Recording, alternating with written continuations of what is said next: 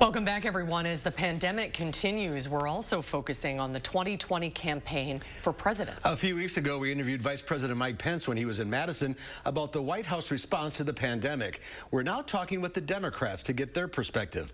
Former presidential hopeful and Mayor Pete Buttigieg has joined the presidential campaign for Joe Biden. He spoke with us earlier today.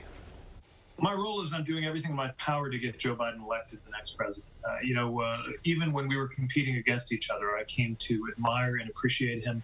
And that's only become more the case since we've seen what America's up against with this pandemic. We need a president who cares about facts, who cares about people. We need some empathy in that office, as well as competence. And that's what I believe that Joe Biden will deliver. And so I'm doing everything that I can to make sure I get the message out, to encourage those who supported me to be just as enthusiastic in supporting him, and to get us better leadership, because we just can't afford 4 more years of the chaos that we have under this president. Specifically, what are you doing for the campaign?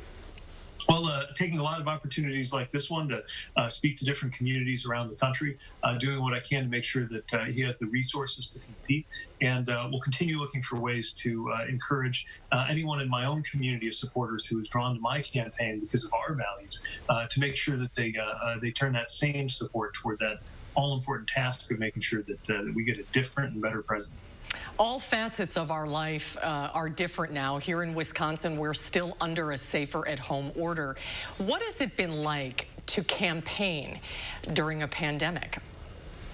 You know, what I would say is that the style of campaigning has changed, but the stakes have not. And of course, the whole country was looking at Wisconsin to see just how challenging it can be to make sure that there are safe, secure, and fair elections in the time of the pandemic. And I hope we learned the lessons from the confusion that the people of Wisconsin had to deal with, and make sure that in the future it is simple, straightforward, and easy to have both by mail options and safe in-person voting options.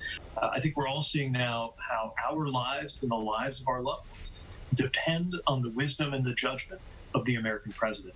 That's why it's so important for us all to turn out in November. The Democratic convention scheduled for Milwaukee in July, and there's no guarantee that's going to happen. How would that affect the campaign to not have that week-long commercial? We know that there's going to have to be at least major changes in the way the convention works. Maybe that doesn't have to completely be a bad thing. This is another example of something that's evolved over the years. And I think the most important thing is that we find a way to take every opportunity to get the message out and to bring our party together. We have a famously big tent in the Democratic Party.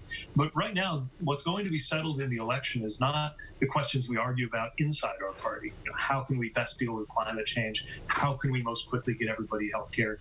The question that's going to be settled in November is whether we do any of those things, whether the president believes in climate change, whether the president is trying to expand health care or take it away. These are the stakes in the November election, and they're why we need to take every opportunity we can to unify as a party and get Joe Biden elected. Do you have plans to visit Wisconsin as soon as possible? Absolutely. The Cheese Castle is calling my name, and anytime there's a good occasion to head that way, I love it. My husband's an alum of Eau Claire, and as soon as conditions allow, I'll be looking forward to a chance to visit. Your thoughts on the vice presidential candidate? Well, I support the vice president's decision to ensure that gender balance is a priority because it's the right thing to do, because our country will do better when our top leadership reflects the diversity of this country. And I'll say this, there are extraordinary women who ran for president, who we all competed together in this race. There are also some extraordinary women leading in the Democratic Party, mayors, governors, who are not necessarily household names, but who I think could do a great job. In the end, I'm not sure anybody walking this earth knows the vice presidency better than Joe Biden. So I'm not going to presume to give him advice, but I do think he has a lot of wonderful leaders to choose from. Well, Mayor Pete, it's good to see you again. And if you're ever in Madison, stop by and say hello. I look forward to it. All right. Thank you. Thank you. Stay well. Great to see you. Thank you so much. Thank you. Thanks.